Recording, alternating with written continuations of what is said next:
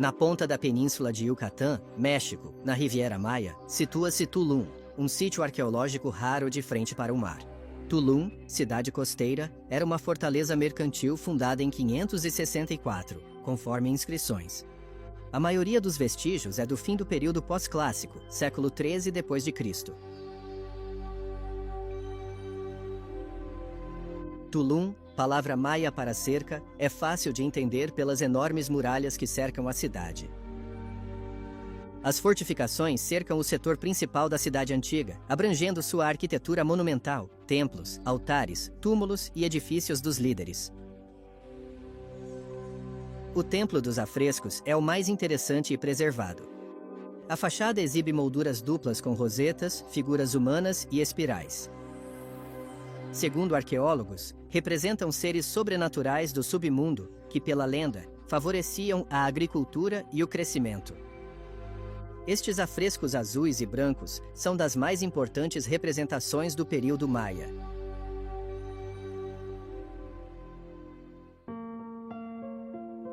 O castelo, a construção mais imponente do local, domina o Mar do Caribe. O topo do prédio tem 2 cômodos e 3 aberturas, com 2 colunas em forma de cobra. Construído sobre um templo antigo, serve como subestrutura. O lado do mar é totalmente protegido.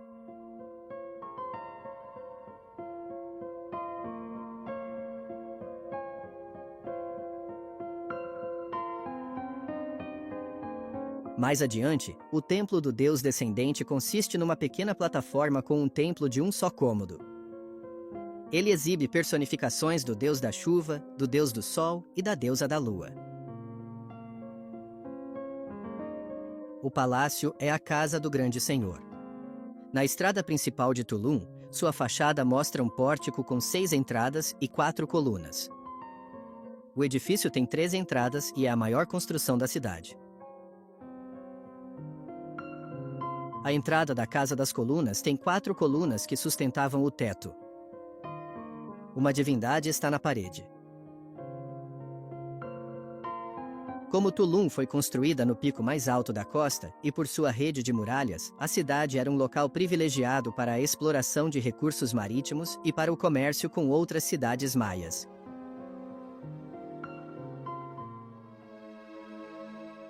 Incluindo Coba, a 40 quilômetros daqui. É o maior sítio da península de Yucatán. Estendia-se por mais de 70 quilômetros quadrados, e no auge, a cidade tinha 50 mil habitantes. A cidade já era ocupada no século I a.C., por vestígios de plataformas e construções de madeira e palha. Contudo, a maioria dos monumentos da cidade foi erguida no período clássico maia, entre 500 e 900 d.C. O sítio de Coba tem áreas ligadas por caminhos de pedra. A primeira área exibe um templo de 25 metros de altura e uma quadra de jogo de bola, facilmente identificável pelos aros. Representações de prisioneiros estão nas paredes.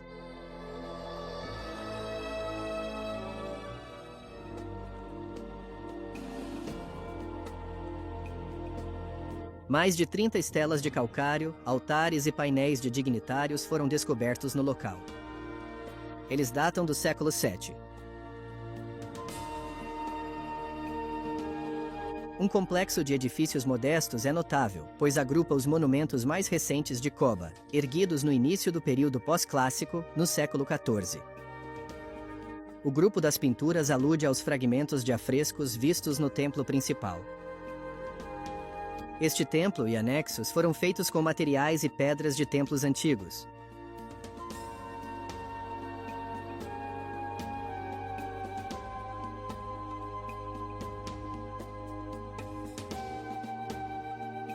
O templo Nohot Mu se ergue numa das pirâmides mais altas da região. Em maia, Nohot Mu é grande colina. A pirâmide foi erguida no período clássico, por volta do século V, para celebrar o poder sagrado dos dignitários de Coba e servir de última morada às famílias governantes. O topo do templo foi erguido 800 anos após. O grupo Macanok possui plataformas baixas, templos pequenos e altares.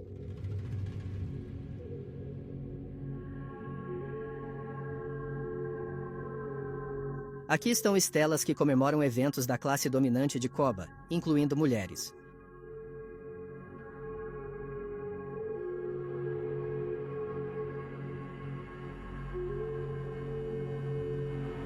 Acredita-se que este local era devotado a ritos funerários.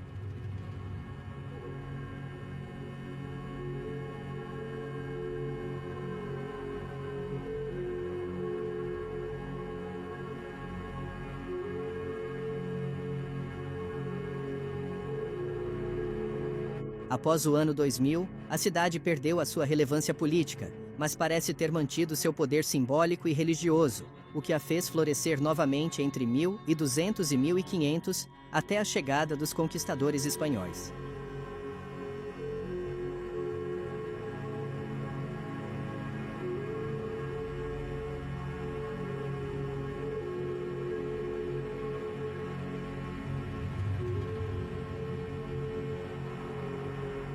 Em uma floresta, o sítio de Koba possui uma atmosfera selvagem e indomada, realmente dando ao visitante a sensação de ser um explorador.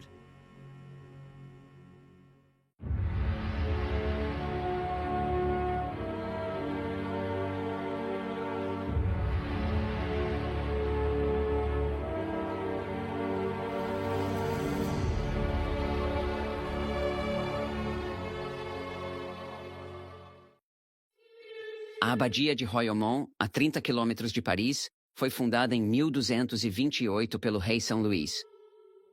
Construída em menos de 10 anos e ricamente dotada pela França, teve grande prestígio no século XIII. Mais de 100 monges viviam aqui, trabalhando e orando, além dos irmãos leigos, que ligavam a vida religiosa à civil. Após a Revolução Francesa em 1789, a abadia virou fiação, e a igreja foi desmontada para reuso das pedras. Dos vestígios desta igreja, pode-se imaginar a imponente estrutura monumental comparada a uma catedral. Provavelmente usada em grandes cerimônias de culto a relíquias ou peregrinações. O único elemento que resta é esta torre, que deve sua solidez à escada em espiral interna, que lhe serve como uma espécie de coluna vertebral. Usaram 200 bois atrelados às colunas da igreja para desestabilizá-lo e derrubá-lo. Algumas pedras foram arranjadas para que os visitantes vislumbrem a estrutura vizinha ao claustro. A igreja e o claustro formam o centro da vida monástica. O claustro da abadia de Royaumont é dos maiores na França. É um quadrado com cada lado medindo cerca de 50 metros. Os demais edifícios monásticos giram em torno deste ponto: a igreja, o alojamento dos monges, o refeitório e a cozinha. As 4 galerias ao redor do jardim têm 9 vãos com belas abóbadas de cruzaria. Era um lugar usado para a circulação entre os edifícios, que eram todos isolados uns dos outros, mas também um lugar para passear, meditar e ler.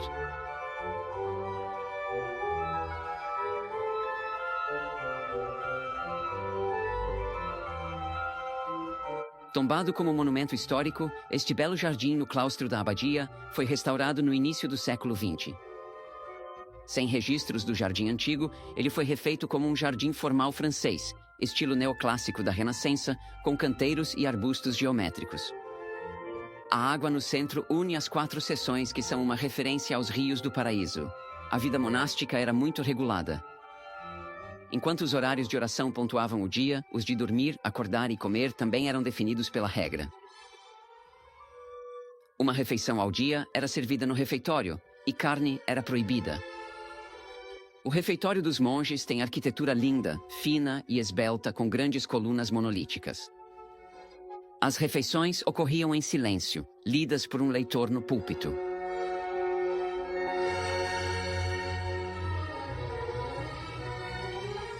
O piso, feito à mão, recriou um ladrilho multicolorido inspirado no século XIII.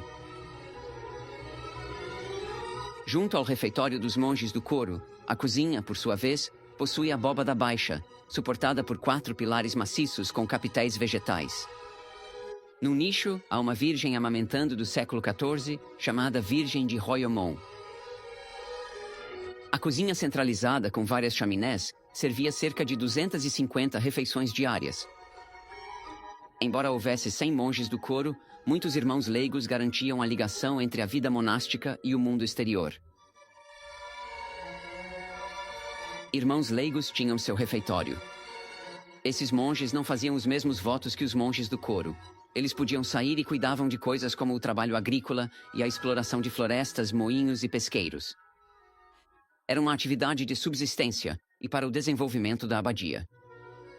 A arquitetura gótica aqui também é muito sóbria e rigorosa, um estilo característico dos cistercienses. No lado oeste, havia edifícios mais funcionais, como as latrinas. É uma estrutura erguida sobre um canal.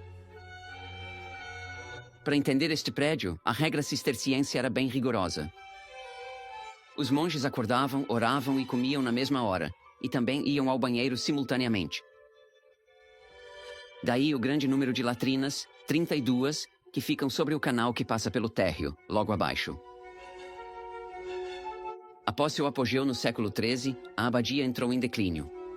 A Guerra dos 100 Anos, fomes e saques esvaziaram o local, levando à demolição da igreja na Revolução Francesa. No século XIX, a abadia virou fiação de algodão, com rodas d'água nos canais para gerar energia para as máquinas. A fiação faliu e, em 1905, a abadia foi vendida à rica família Gouin. Após residir ali e disponibilizar o local à Cruz Vermelha na Primeira Guerra Mundial, um de seus descendentes, Henri, decidiu abrir Royaumont a artistas e intelectuais. Assim surgiu a Fundação Guillermin. Graças a ele e sua esposa, a abadia virou um grande centro internacional de encontros e intercâmbios para várias gerações de artistas e intelectuais em ciências humanas, música e dança.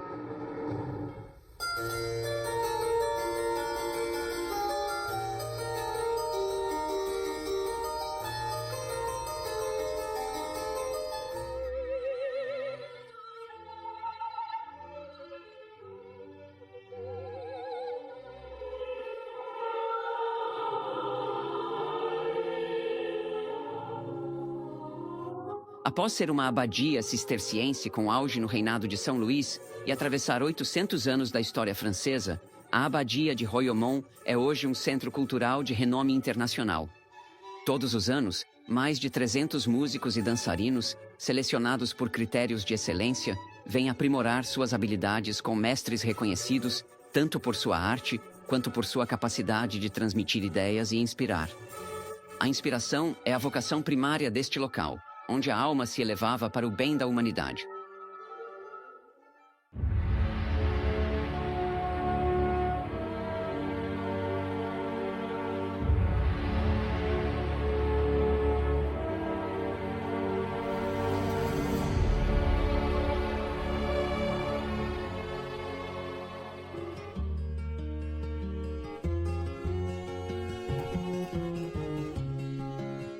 A 150 quilômetros ao norte de Madurai, no rio Kolidam, é tempo de devoção para os hindus de Trichy.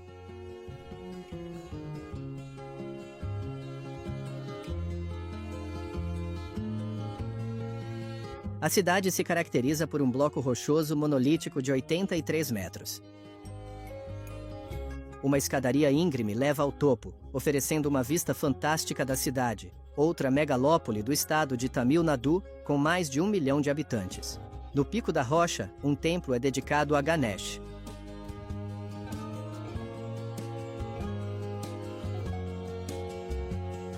Esta cidade possui importantes monumentos, banhos e igreja cristã. Mas o mais famoso é o Templo Sringar, o maior da Índia. Este templo hindu, dedicado a Vishnu, tem uma torre de entrada de 72 metros com 11 andares que diminuem em direção ao topo. 21 gopurams ricamente decorados cercam o templo em 7 recintos. Na entrada, pedintes invocam deuses como oferendas. Aqui, muitas barracas de comida e flores ocupam as 2 primeiras das 7 zonas delimitadas pelos recintos. Sobre uma entrada, um relevo mostra Vishnu em repouso.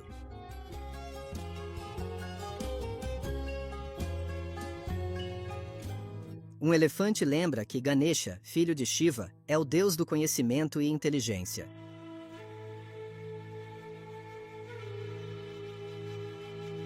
O templo abrange uma área de mais de 6 hectares, tornando-o o maior templo hindu em atividade no mundo. Um dos gopurams nunca foi pintado. Imagine o trabalho para decorar tal edifício.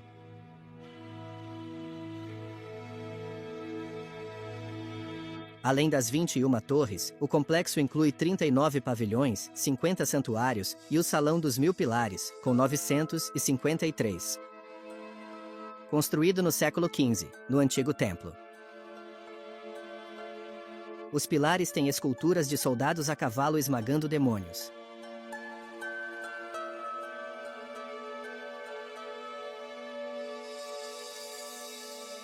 Milhões de peregrinos são acolhidos anualmente. Diariamente, 200 são alimentados gratuitamente por ofertas e doações que também mantêm o templo. Neste templo, todos acham um ídolo ou deus para recorrer. Uma dança incessante conecta salões e corredores, com pilastras e capitéis esculpidos e tetos coloridos.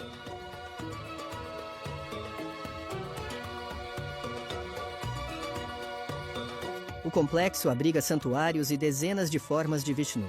Os fiéis fazem oferendas e pedidos a eles.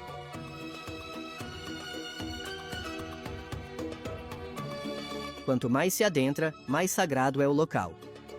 E o Santo dos Santos só abre em raras ocasiões. A entrada é guardada por esculturas em nichos de 3 paredes do santuário. As origens do templo, embora datem do início da era cristã, refletem desenvolvimentos arquitetônicos de 2 milênios até o século XIX. Sua vasta gama de propósitos e cultos se desenvolveu por séculos, com contribuições de líderes e dinastias, cativados pela beleza e serenidade do local. Perto daqui, também numa das ilhas do rio, o templo Tirunavilaval é dedicado a Shiva. Possui 5 muros e 7 gopurams. O da entrada principal tem ídolos nos 7 pisos. Diz a lenda que o próprio Shiva ajudou os trabalhadores a construir a muralha exterior. Na fé hindu, elefantes são sagrados. Domesticados com as cores dos deuses, em templos abençoam fiéis com as trombas por moedas. É o deus hindu mais popular, filho de Shiva, deus cósmico. No sul da Índia, este templo de Shiva é um dos 5 que representam os elementos: terra, ar, fogo, água e espaço. Este, a água. Um rei Chola, do sul da Índia, mandou construí-lo no século I a.C. Este templo reflete o corpo humano e o ídolo de Shiva é sua alma. Há muitas lendas sobre este templo. Na Quinta Muralha, o rei não tinha como pagar os trabalhadores. Sonhou que Shiva o ordenava a prosseguir. Sem saber o que fazer, um santo deu cinzas a cada pedreiro. A cinza virou pó de ouro, e o rei notou que o santo era o próprio Deus.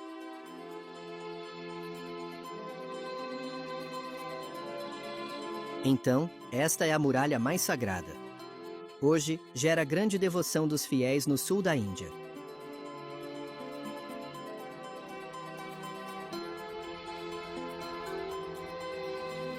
Em torno do templo, artesãos criam ídolos para peregrinos.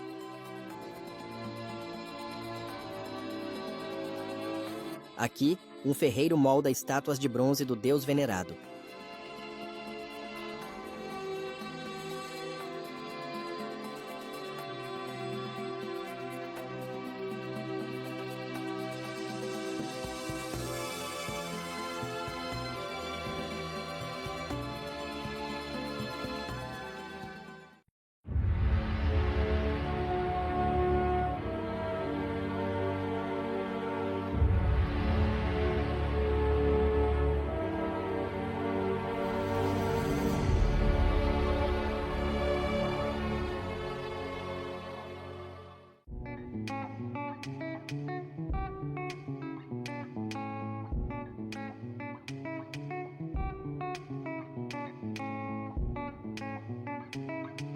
O Parque Nacional do Vale da Morte fica a leste da Sierra Nevada, na Califórnia e Nevada. Com mais de 13.600 km², esta zona árida é o maior parque nacional americano fora do Alasca.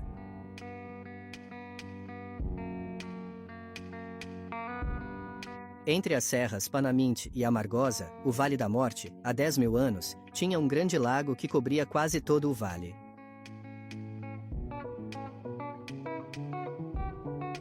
Após o período glacial, o lago desapareceu devido à evaporação, já que a região é protegida pelas montanhas e quase nunca chove por aqui.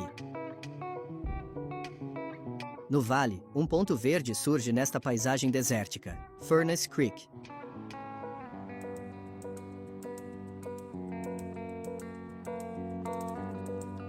Furnace Creek é um ponto essencial para explorar o vale.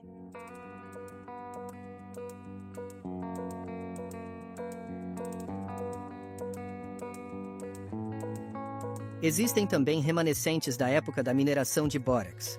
Ele era usado para criar vidro e em metalurgia.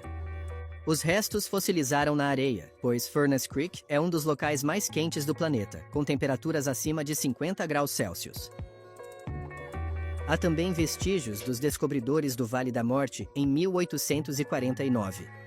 Este grupo de pioneiros adentrou o deserto, ignorando seus perigos. Tiveram de abandonar 25 carroças e sacrificar cavalos para sobreviver. Mas os tempos e os transportes mudaram.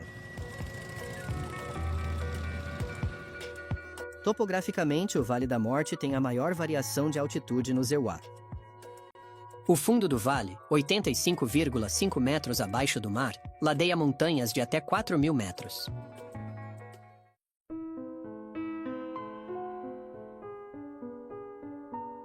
Dunas cobrem só 1% da área do Vale da Morte.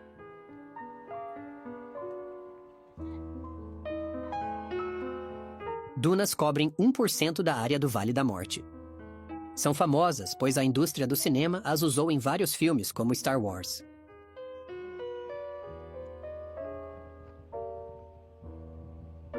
E embora a altura da areia atinja em média 40 metros, algumas dunas chegam a 200 metros.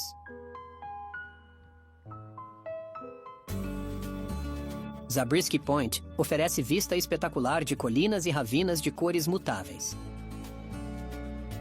É um lago antigo, de quase 9 milhões de anos. Durante a existência do lago, sedimentos de solução salina de lama, cascalho e cinzas vulcânicas acumularam-se no fundo. Milhões de anos depois, ao evaporar, o lago deixou um sedimento espesso de bórax e salmoura.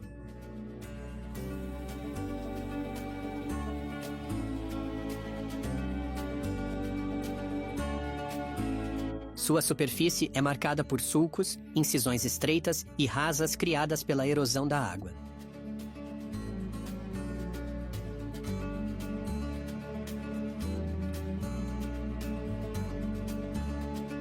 Sob certas condições, eles podem formar uma rede hidrográfica, criando uma ravina, riacho ou rio.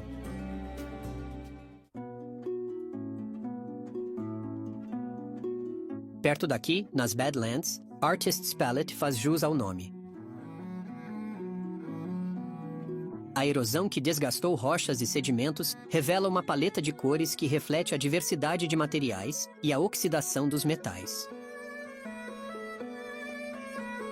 Vermelhos, rosas e amarelos vêm de sais de ferro. Os verdes vêm da mica decomposta e os violetas, do manganês. Subindo as Montanhas Negras, encontra-se um panorama magnífico no centro do Vale da Morte. Do pico, a 1.676 metros de altitude, é possível avistar a Bacia de Badwater, o ponto mais baixo dos Estados Unidos.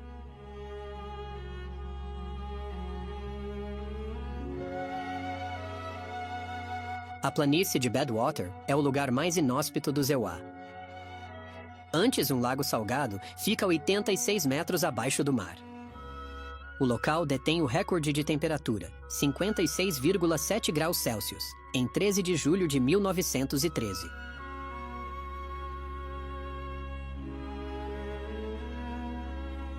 O campo de golfe do diabo é bem nomeado, sendo uma área de lama salgada. Blocos se formaram onde os sais cristalizaram, criando formas pontiagudas. Isso é bem recente em escala geológica.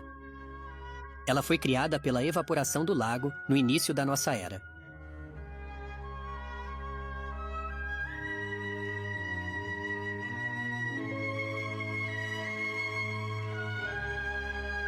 No noroeste do vale, o cânion mosaico é um desfiladeiro cujo nome vem do sedimento de dolomita que forma suas paredes. Este cânion formou-se por alternância de erosão e sedimentação, com períodos de erosão rápida e longos de sedimentação.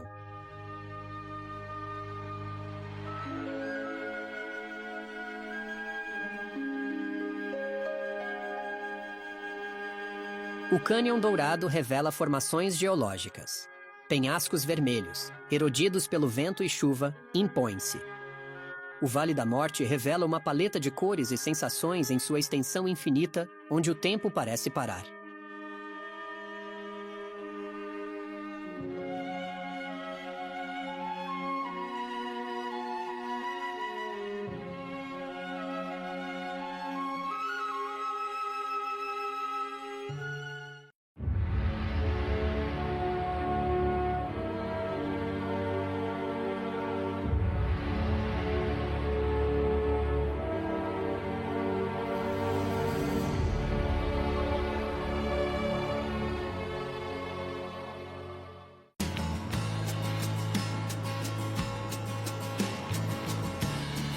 Madrid, a capital do estado, abriga as principais instituições políticas do país: o Palácio Real, a sede do governo e o parlamento. É uma cidade de arte com 3 museus principais: Prado, Rainha Sofia e Thyssen-Bornemisza, que formam o Triângulo Dourado da Arte, entre os mais visitados do mundo.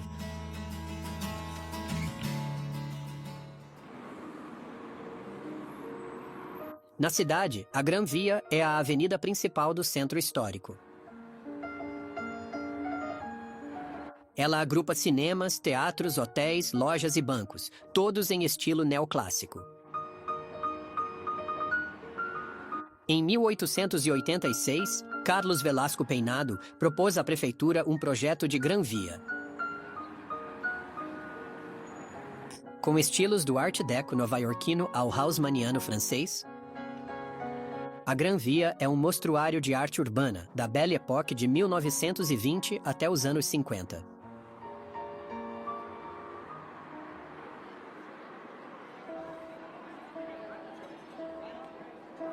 A Plaza Maior é uma das praças mais antigas de Madrid.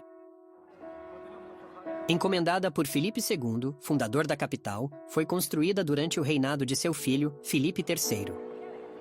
Cercada por varandas, incluindo a Casa da Panaderia, 237 delas têm vista para a praça. A estátua equestre de Filipe III de Jean Boulogne fica no centro da praça. A Casa da Panaderia, ao norte da praça, é um edifício de 4 andares com torres angulares. O edifício de madeira para a produção de pão foi construído junto com a praça, pelo mesmo arquiteto. O edifício ardeu várias vezes e foi reconstruído em pedra. Hoje, o posto de turismo de Madrid ocupa suas instalações.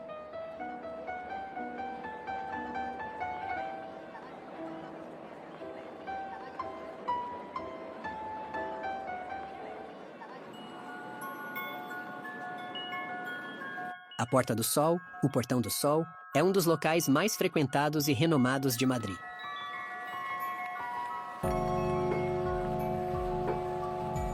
Entre os séculos 17 e 19, esta praça virou ponto de encontro e fofocas. Aqui, informações da cidade e habitantes eram trocadas. No centro, há uma estátua de Carlos III, um rei filósofo e filantropo do século XVIII, era do Iluminismo. Hoje, esta área oval é o marco zero de todas as estradas da Espanha. Mais suntuoso, o Palácio Real, na Praça do Oriente, coração da capital espanhola, é a residência oficial do rei da Espanha. É um palácio de funções meramente formais. Rei Filipe VI e sua família não moram lá. Construído em 1750, é um dos maiores da Europa Ocidental, após o Louvre. Tem mais de 2.800 quartos, 50 abertos ao público. Foi também decorado pelos maiores artistas da época, incluindo Velázquez, El Greco, Rubens, Tiepolo, Mengs, Caravaggio e Goya. A Sala do Trono, com afrescos de Mengs, impressiona entre as visitáveis. A sala está preservada desde o século XVIII.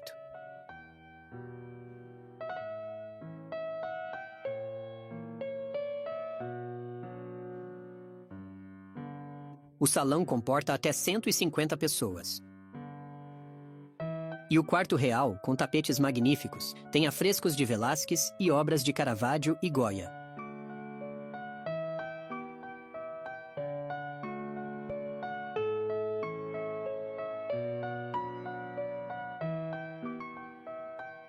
A decoração do palácio exigiu que grandes artistas europeus trabalhassem nele. É uma obra de arte no nível de Versalhes.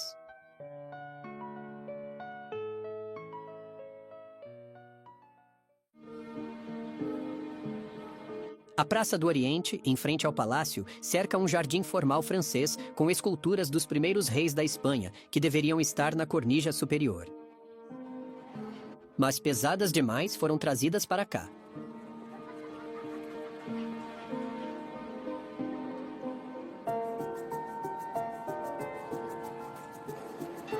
Ainda no centro histórico, o Palácio da Vila é um dos conjuntos monumentais mais preservados da capital. Foi o lar de um dos primeiros núcleos medievais de Madrid, e em seu centro há uma estátua do maior almirante espanhol do século XVI, Álvaro de Bazán.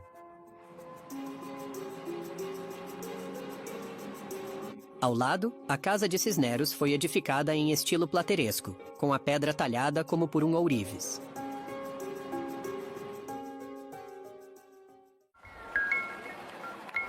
Vir a Madrid hoje é, de fato, uma ótima surpresa. Com um patrimônio cultural muito rico e um estilo de vida muito original, a capital espanhola tem muitos trunfos para seduzir o visitante exigente.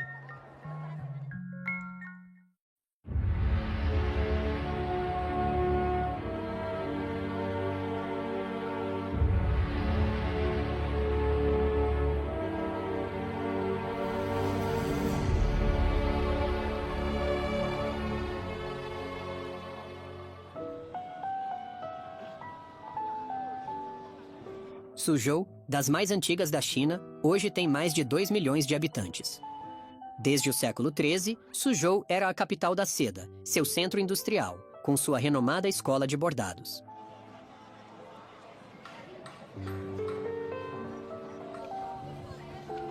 Apesar de modernizada, a cidade manteve seu caráter autêntico no centro histórico, com ruas e casas tradicionais, além de pequenas barracas e lojas.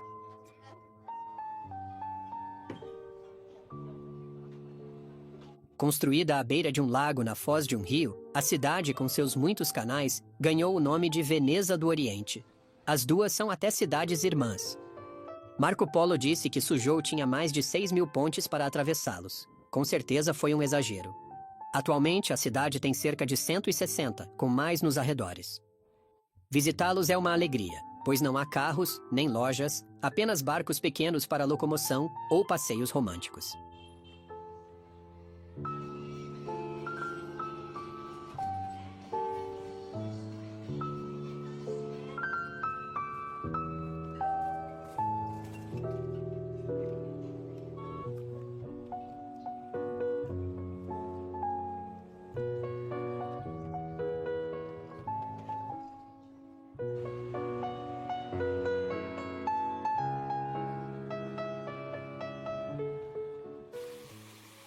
A cidade de Suzhou tem vários jardins famosos, 9 dos quais são Patrimônio Cultural Mundial da Unesco, por serem representativos dos jardins clássicos chineses. Os nomes deles são cheios de imagens, como o Jardim da Política Simples, o Jardim do Retiro do Casal, o Jardim do Retiro e Reflexão, o Jardim da Harmonia, o Jardim do Mestre das Redes.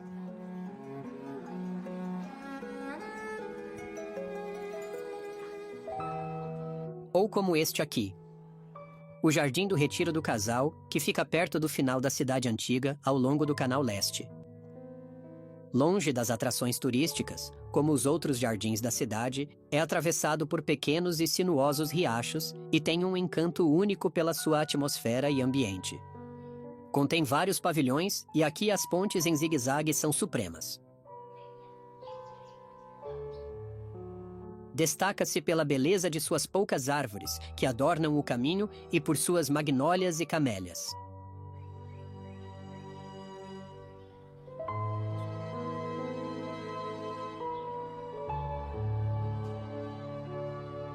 Este era um jardim privado de um oficial da dinastia Qing. Seus aposentos, agora um museu, contém belas obras de arte de diversas dinastias chinesas.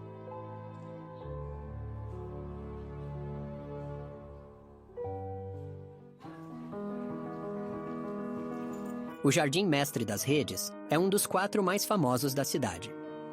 Construído no século XII, abandonado por muito tempo e restaurado no século XVIII. Embora este jardim seja pequeno, com pouco mais de 1 hectare, é uma excelente representação do estilo dos jardins chineses. Ele é dividido em 3 partes distintas: uma área residencial, um jardim interior com pátio e o jardim propriamente dito, no qual se encontra um lago cercado por pavilhões. E quiosques que contam com um magnífico mobiliário de mogno.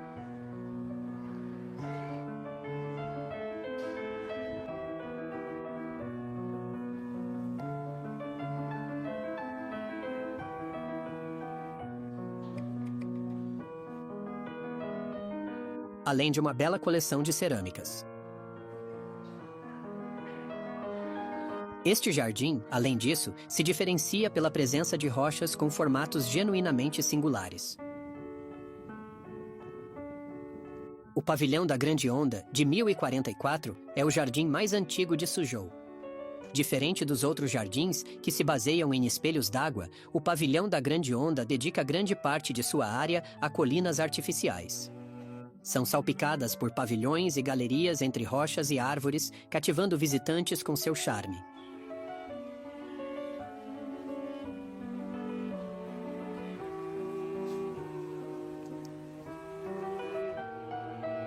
Em um dos pavilhões, 125 estelas exibem retratos de 594 pessoas importantes para Suzhou nos últimos 2.500 anos.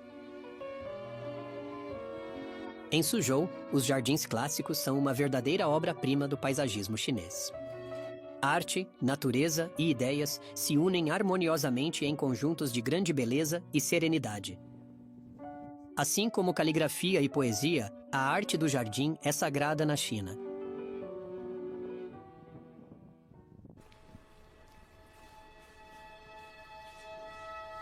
Na parte central de Suzhou, o Templo de Confúcio foi erguido em 1035 pelo prefeito. Era centro de treinamento para funcionários e templo. O edifício principal contém muitas inscrições com os pensamentos do filósofo gravados em estelas.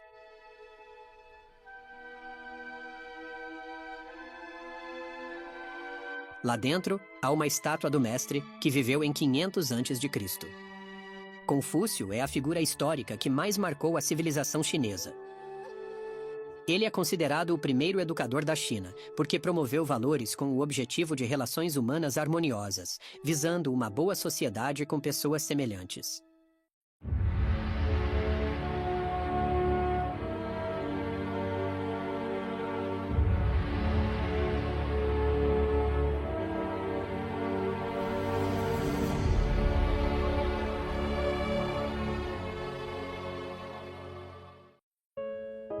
Siena, cidade italiana na Toscana, possui 55 mil habitantes.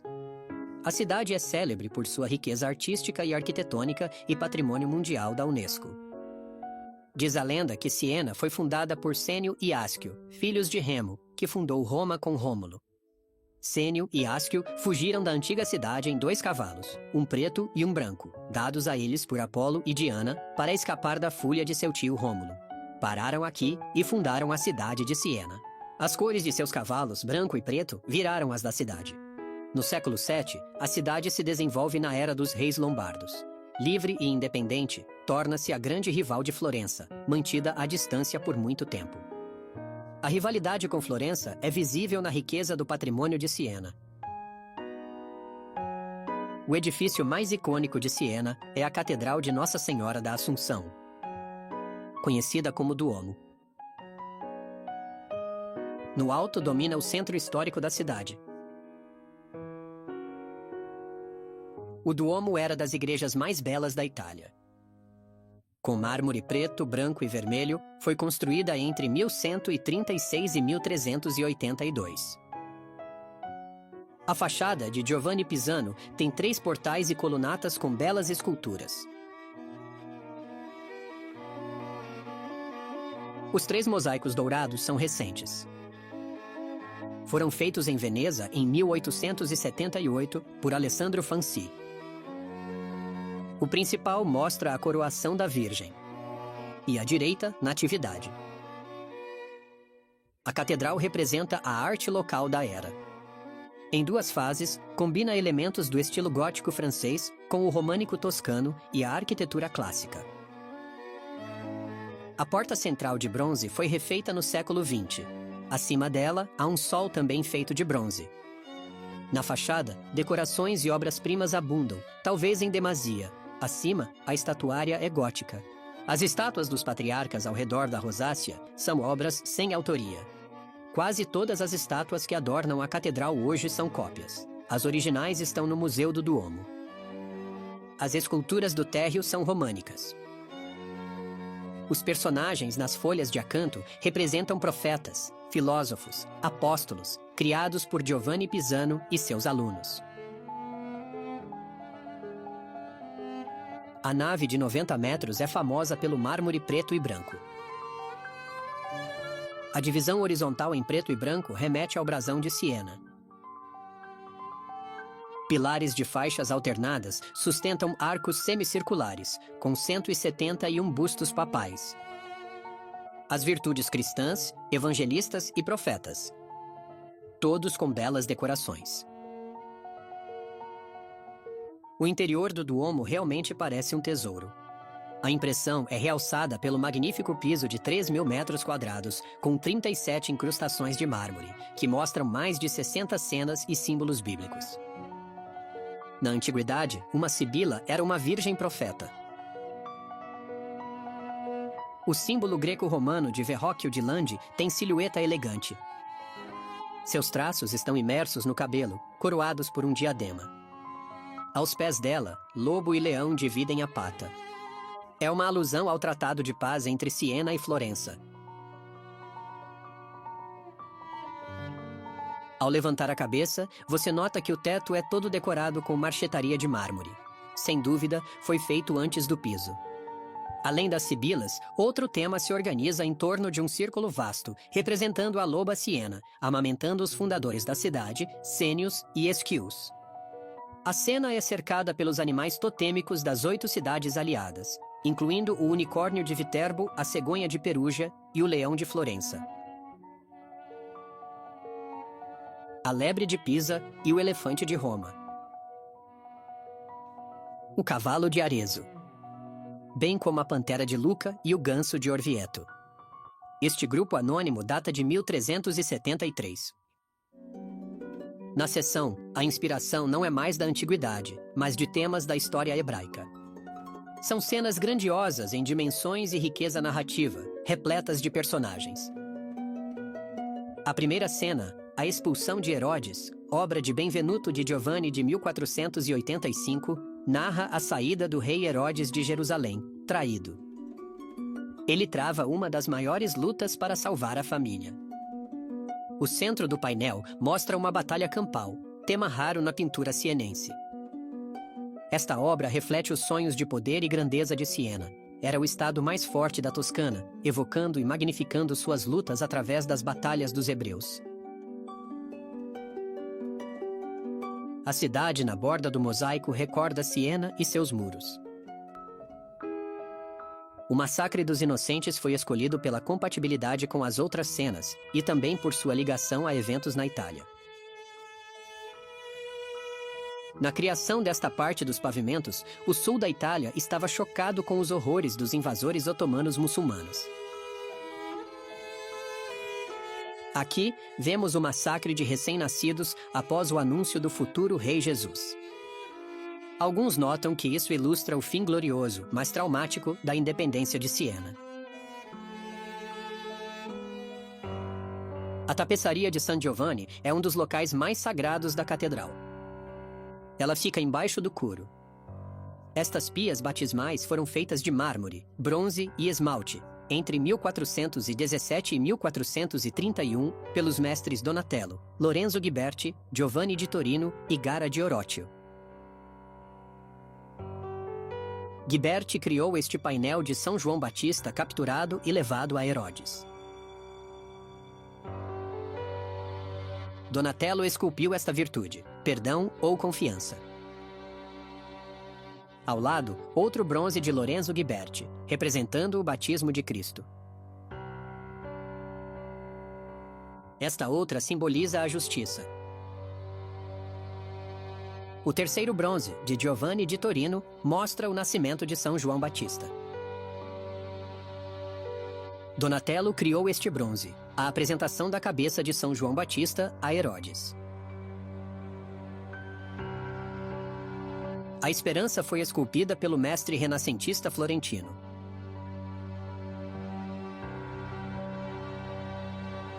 Se o Duomo é uma maravilha arquitetônica, está repleto de tesouros que mostram o poder e a riqueza de Siena, a grande rival de Florença.